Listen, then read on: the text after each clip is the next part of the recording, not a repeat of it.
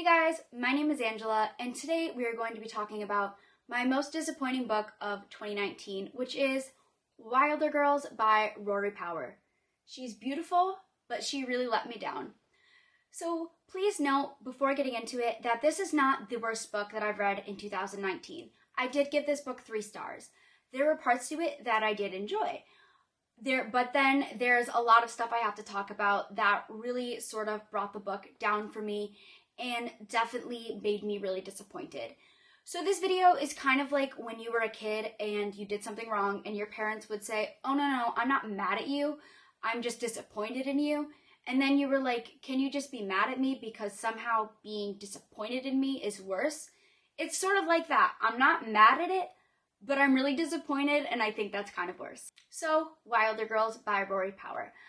I buddy read this with my friend Cindy, and we both finished it giving it 3 stars, and we kind of had the same thoughts overall about it. So, there are going to be slight spoilers for this book in this video, so if you want to read the book and you don't want any sort of spoiler, definitely don't watch this until you've read it. But if you don't care, then let's get into it. So Wilder Girls is about an all-girls school which is located on an island, and the island is currently being affected by this illness or disease which is known as the tox. And the tox affects every living thing on the island, so not just the girls and the teachers, but also the plants and the animals. So basically what they have to do is just stay put and survive until, I don't know, they figure out like a cure or something. This book was sort of pitched as a queer version of Lord of the Flies, and I definitely would agree with that. And I did enjoy the queer elements that the author chose to incorporate into this book. I liked how we were not only examining friendships between girls, but also relationships. So I thought that was great. So the story switches between different perspectives, and it focuses on our 3 main characters who are best friends, Hetty, Reese, and Byatt. And then Byatt goes missing, and Hetty sort of takes it into her own hands to find Byatt no matter what the cost is, because there's a big fence around the school, and like I said, the wildlife is infected, so it's just all real bad, but she doesn't care. That's her best friend, and she's gonna save her. And that's basically what the book is about. Also, about the tox affects each individual differently. So all the girls are sort of being mutated in different ways, and they're also being basically mutated until they die. So some of the mutations that you see in this book are a girl with 2 hearts, a girl with 2 spines, a girl with scales. All sorts of different mutations are in this book. So there's a lot of like body horror and gore, which I do think was done really well. And I did appreciate those aspects and enjoy them. And it was cool to see the different ways that this one illness affects different people. As for the characters in this book, they were honestly quite unlikable. The teachers, unlikable. The 3 best friends, Byatt, Reese, and Hetty, Byatt and Reese, unlikable. And I don't know if they were like purposely written like that, but I just, unlikable. And Hetty, on the other hand, I sort of had a soft spot for her, and I was sort of definitely rooting for her throughout the entirety of the story. So I have a lot to talk about in regards to what I didn't like and what I felt didn't work in this book. So I think it's important to note that I did enjoy the first third of the book. I felt that the pacing was fast but steady, and I just really was enjoying everything, really. I thought it was really great. And then the book ended, and it was like you had the first third of the book, which was one consistent speed, and then the last 30 pages was like putting an audiobook on double speed and then stopping it right in the middle of a scene. And I was like, what? Like there was a disconnect I felt between the beginning and the end of the book. To me, it almost felt like the author was fleshing everything out as she went, and you know, it was going real good, and then she realized she had a deadline, and then she was like, oh crap, and then she just ended the book really quick, and then that was it. And for me, it just really didn't work. The way that the book ended really didn't work. It left the reader with so many more questions than answers. And I've heard some people talk about the ending in particular, how it is open-ended and how they didn't really like that because it does sort of just like end almost in the middle of a scene. As for open endings, I think that if they are done correctly, they can work. because realistically, life is sort of open-ended. If you think about it, there are murder cases that are like 40 years old that still aren't solved.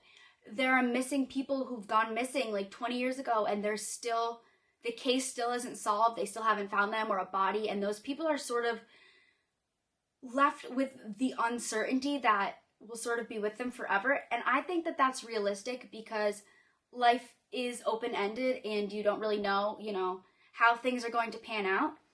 So I don't dislike open-ended endings. And I think that if they're done in a good way, they can actually do something good for the book.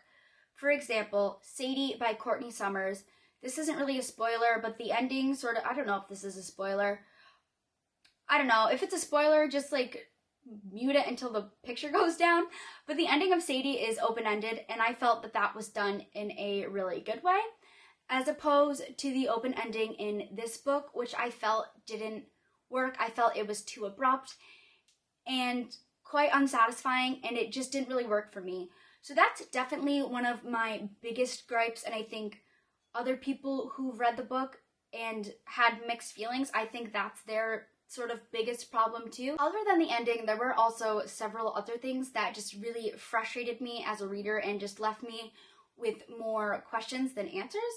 One of which was that kind of sort of in the middle of the book, I guess, we start to get these little snapshots of like Byatt's past, and we start to almost sort of question her character because the author is leading us in a direction where like we should begin to question her character and her past and whether she's trustworthy or not. And it's sort of implied that there are things about Byatt that even her best friend Hetty doesn't know.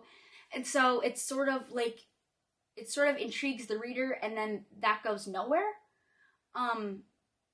All these things are mentioned and like thrown in there, and then by the end of the book, we haven't come to any conclusions. And it was almost just like, what was the point in having us like question those things and like potentially believe those things if they weren't going to go anywhere? And it was just really frustrating because as a reader, it just left me with more questions that I would have never had if the author hadn't implied like, oh, Byatt has a sketchy past, and oh, Byatt might not be who she says she is, and then just leave it and finish the book. And I'm like, okay, well, what the hell? Like, I don't know. That part just really, really frustrated me. Another part that frustrated me was the talks. I felt that the concept of the talks was so great, and just the concept of the whole situation going on in general was so great. And if the book had an additional 50 to 100 pages, things could have been fleshed out more and we could have learned more, and maybe as a reader, I would have finished the book with less questions.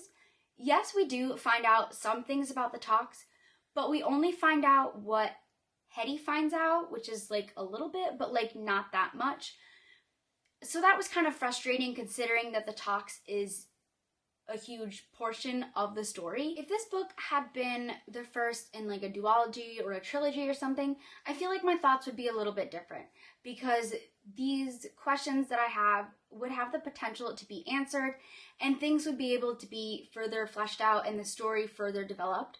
But I'm like 99% sure it's a standalone, so I just have all these questions and no answers, which it just sucks, and it just makes me really disappointed because I was really invested in the story, and I just feel like she could have done so much more with it than what she did, and I'm disappointed.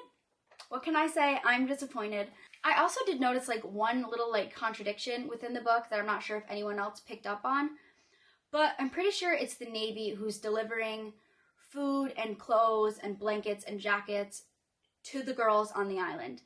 And like I said, the tox is killing girls and teachers pretty fast. I mean, the population on the island is decreasing quite rapidly. So apparently, if I read this correctly, they send enough stuff for the number of girls on the island. So I think it would be the initial number, like they just keep sending the same amount each time. So with that being said, there's scenes in the book of like girls fighting over like a jacket or a blanket or even like a bedroom. And like that doesn't make any sense, because wouldn't there be a surplus of these items, the clothing and the blankets and the jackets, because they're supplying for girls who are no longer alive, but instead it's a shortage? I don't know. Math is not my forte, but that didn't add up to me. If you've read the book and I interpreted that wrong, please correct me in the comments below. But I was just like, wait a minute, this isn't right. But that's just like one little like small thing that I felt like I wanted to add into this video, just because it's something that I noticed. So yeah, as I've said a million times in this video, this book just really disappointed me. Do I think it's a bad book? No, absolutely not. But I do think that it could be longer and more fleshed out. And I think that the author had a fantastic concept that she could have gone farther with. Also, I don't want to discourage anyone from picking up this book if it's something that you are interested in. I've really only scratched the surface with this video with the things that happen within the book. You know, like I said, I've sort of mentioned spoilers, but there's still a lot going on in this book that I haven't mentioned in this video. And I never want to deter anyone away from reading a book that they were potentially interested in. But just, I guess, knowing going into it that you might not be happy with the ending, I feel like is sort of a good thing to know, because it might lessen your disappointment.